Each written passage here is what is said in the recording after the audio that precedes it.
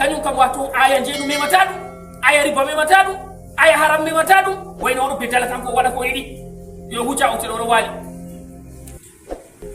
atata adimi sama man yamliku gayrullah wodi mo mari halis wato adim asal les asama ɗo wodi ko mari sina Allah na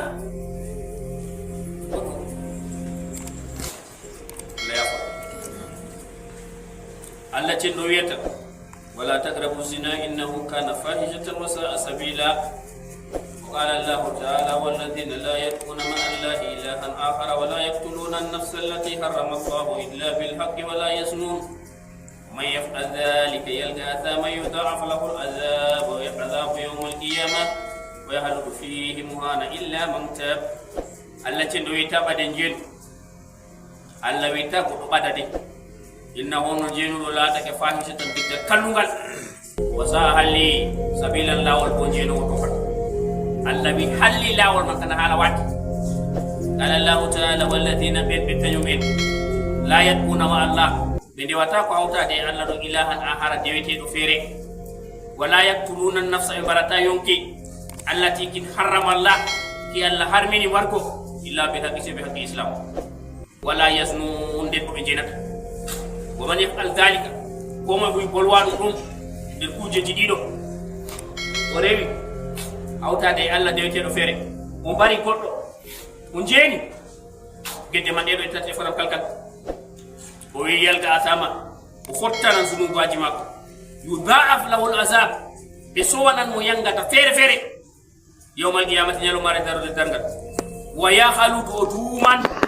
fihi nder wato yangata man bugu hanan ko jawni illa man taba Allah ce no sai on tudo idan ka koy mari ka yawa tuba kati tuba acca bayne in hawti be madu gidda min kam daga hande mi sediri be to yi buka to yi barta to yi yara lekki ko wada ko wata pat adamu tan kam dina ma be netta kuma be avenir ma be ikoy ma be generation ma woni am je ni itu adarna du banning du mbatta yo ni di tati bo adarna de hore ma inde fere be ndaga on jenga fotay wa qala allah ta'ala alla tendo wet azaniyatu wazani jeno gorko be jeno debbo budaje be bangayi faylidu oke kulla waydi min ma kala goto der ma be meta jalda ko ci temere tawara do ci taw joton ngam sharia nanga yonde amma alla ga andi mo tay duniya ko be jakkam fala heda wala ta usultana ngawon bima hama jeno be ora hata benda bidini la ya dinar ni ko tuntuni on la take mu'minuna billahi wa in Allah wal yawmil akhir nyalo mari darga wa yashada da wa ma daifatu minal mu'minin ni to be jangita be do defa mu'minin to ni ka o yewa to mod be biyo azabu zaniya yanga dan jeno wo debbo wazani en jeno gorko fi dunya ha dunyaru ɗo to ni ɓe laatake asbayni ɓe meeɗay tewgu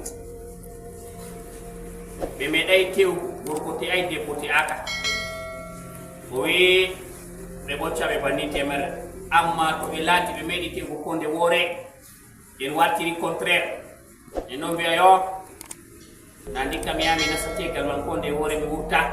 ngami jaccini ko woni to hoore am fote kam mi itta halal to hoore am anasina haram tu aita halal to hore ma anasina haram be bima yo ko be banga ko don gabe yabe sira mon na to ayi banga ba to jihad dangal tu janga de puna wodi be ben janga ba ko tati marhalaji mako bala na bani to e ne na jota dilati awar janga ko jego kadi den ko ay ande jam ko awadi to e bangi bangi ko debbo don anniya ma do jodba ko ha maya gorko wal ko bangi ma do ko banni ko biro la to kadi amma aniya jimo do ko banni be ma to abangi godo do jeya anyale seda afuta to fota ni ma alara to yani ma baidi ma jodi to ya hanai ma baidi bo amunyata abuti ajili yota kamna an kama awati alibur e mo fota ni ma bangete yake wallawol koy yake won ha islam ga jenu harimi ha wakati datu godo be man kita bare godo ma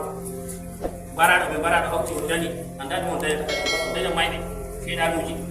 yimere di ragare sawal Allah rene konde wore o wi fa innahu ma to islam nangi be yurjimani be fida be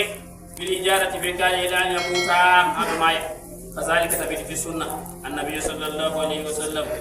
fa in lam yastaghfiru hibbinaka al-asasa batakal hanjendo min huma fi dunya to mata be mani be mai min deri to bati be tubai fa inna wa no kambe wadda ban be yangi te finari hayiti bisiyadi be bocci be neare di be bocci aha andi bata deni anjeni atubai ala rakadi bocci ma bocci ne ha malaika to amayi malaika bocci setu atubai to awade sabo bocci ma wot wode la dunya do di la fere ha titi fu furata ko mo afijiri be mu fu be tanan ko be ha dangal do wadi allah do wana ma masibo aha na oye bana wato dum fedi ya ni hasabura do windi yo inna sunata andu jeno be do mo allah bona be wahabi wato